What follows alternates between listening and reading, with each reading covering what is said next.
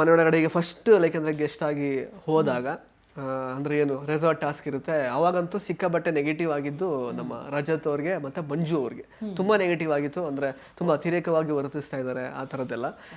Plus ಅಂದರೆ ಗಿಲ್ಲಿ ಅವ್ರನ್ನ ಅಂದರೆ ಆ ಥರದ್ದನ್ನು ನಡ್ಸ್ಕೊಂಡಿದ್ದೆಲ್ಲ ತುಂಬ ಇದಾಯ್ತು. ಗಿಲ್ಲಿ ಅವರು ಸ್ವಲ್ಪ ಕಾಲು ಹೇಳಿದ್ರು, ಅದಕ್ಕೆ ಇವ್ರು ರಿಯಾಕ್ಟ್ ಮಾಡಿದ ರೀತಿಗೂ ಸಿಕ್ಕಾಬಟ್ಟೆ ಇದಾಯಿತು. ಮತ್ತು ಅವರಿಬ್ಬರದ್ದು ಕಮೆಂಟ್ ಬಾಕ್ಸ್ ಎಲ್ಲ ಮ್ಯೂಟ್ ಮಾಡ್ಕೊಳ್ಳೋ ಥರ ಆಯಿತು ಇನ್ಸ್ಟಾಗ್ರಾಮಲ್ಲಿ. ಆ ಲೆವೆಲ್ಗೆ ಲೈಕ್ ಹೇಟ್ರೆಡ್ನೆಸ್ ಹಾಗೆಲ್ಲ ಆಯಿತು.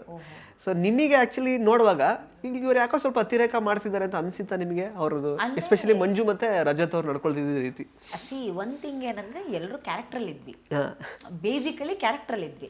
ಅಂಡ್ ಇದು BB ಪ್ಯಾಲೇಸ್ ಅನ್ನೋ ಏನಿತ್ತು ಕಾನ್ಸೆಪ್ಟ್, ಇದು ನಮ್ದು BB ರೆಸಾರ್ಟ್ ಅನ್ನೋ ಕಾನ್ಸೆಪ್ಟ್ ಇದೆ. ಅದೊಂದು ಸಕ್ಸಸ್ಫುಲ್ ಕಾನ್ಸೆಪ್ಟ್ ಆಗಿದ್ರಿಂದ ಅದು ಇಲ್ಲಿಗೂ ಕಂಟಿನ್ಯೂ ಆಗಿತ್ತು.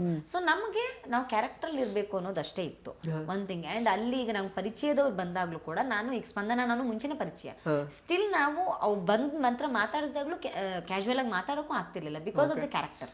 ಈಗ ಅವ್ಳು ಬಂದು ಹೇಗಾಯ್ತು ಮದುವೆ ಅಂತ ಕೇಳಿದ್ರು ಕೂಡ ನಾನು ರಿಯಾಕ್ಟ್ ಮಾಡಿರ್ಲಿಲ್ಲ ಬಿಕಾಸ್ ಆ ಕಡೆ ಹೋಗ್ತಿದ್ದೇವೆ. ಯಾಕಂದ್ರೆ ಆ ಜನರಲ್ ಕಂಟೆಸ್ಟೆಂಟ್ಸ್ ಗಳ ನಡುವೆ ಒಂದು ಏನು ಕ್ಯಾಶುವಲ್ ಟಾಕ್ ಇರುತ್ತಲ್ಲ ಅದನ್ನ ಮಾಡೋಕೆ ಆಪ್ಷನ್ ನಮ್ಗಲ್ಲಿ ಇರ್ಲಿಲ್ಲ because of the characters. So ನಮಗೊಂದೇ ಕ್ಲಿಯರ್ ಇದ್ದಿದ್ದು this is season 11 versus season 12 ಅನ್ನೋದು.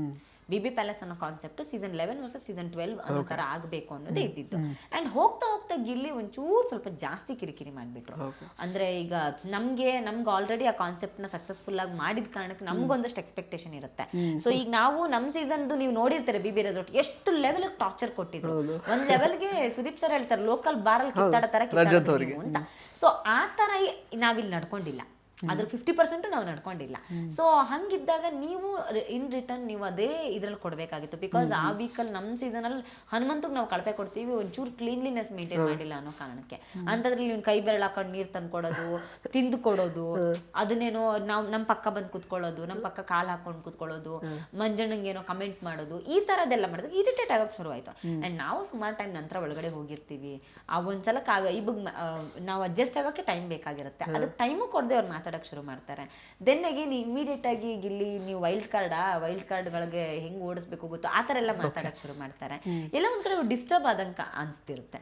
ಸೊ ಆ ಕಾರಣಕ್ಕೆ ಇವರು ಒಂಚೂರು ಜಾಸ್ತಿ ಮಾಡಿದ್ರು ಏನೋ ನನಗೂ ಅನ್ಸಿದ್ದಿದೆ, ಅದು ನಾನು ಅದನ್ನ ಹೇಳಿದ್ದಿದೆ. ಆದ್ರೆ ಅದು ಎರಡು ಒಟ್ಟಿಗೆ ಸೇರಿದ ಕಾರಣಕ್ಕೆ ಹಂಗಾಯ್ತು. ಸೊ ಅದು ಜನಕ್ಕೆ ಒಂದು ಲೆವೆಲ್ ಆಫ್ ಅಭಿಮಾನಿಗಳನ್ನು ಹೊಂದಿರೋರು ಬೇಜಾರಾಗಿರುತ್ತೆ. ಅವನ್ ರಿಯಾಕ್ಟ್ ಮಾಡಿದ ಕಾರಣಕ್ಕೆ ಅವನಿಗೆ ವಾಪಸ್ ಅವನಿಗೆ ಕೊಟ್ಟಿದ್ದು, ಅದರ್ವೈಸ್ ಅವ್ನು ಕೊಡ್ತಿರ್ಲಿಲ್ಲ. ಅದೆಲ್ಲ ಒಂದ್ ಕಡೆ ಮೋಸ್ಟ್ಲಿ ನಂಗೆ ಗೊತ್ತಿಲ್ಲ, ನೀವೀಗ ಹೇಳಿದ್ಮೇಲೆ ಗೊತ್ತಾಗಿದೆ ಇಷ್ಟೆಲ್ಲ ನೆಗೆಟಿವ್ ಆಗಿತ್ತು. ಸೊ ಅದ್ರ ಬಗ್ಗೆ ಐಡಿಯಾ ಇಲ್ಲ. ಬಟ್ ನಾನು ಅದೇ ನಮ್ ಕ್ಯಾರೆಕ್ಟರ್ ನಾವ್ ಇರ್ಬೇಕು ಅನ್ನೋದು ಮಾತ್ರ ನಮಗ್ ಗೊತ್ತಿತ್ತು. ಇಂಟ್ರೆಸ್ಟಿಂಗ್ ಮತ್ತು ಇನ್ಫಾರ್ಮೇಟಿವ್ ವಿಡಿಯೋಗಳನ್ನ ಮಿಸ್ ಮಾಡ್ಕೋಬೇಡಿ, ಈಗಲೇ ಸಬ್ಸ್ಕ್ರೈಬ್ ಮಾಡಿ.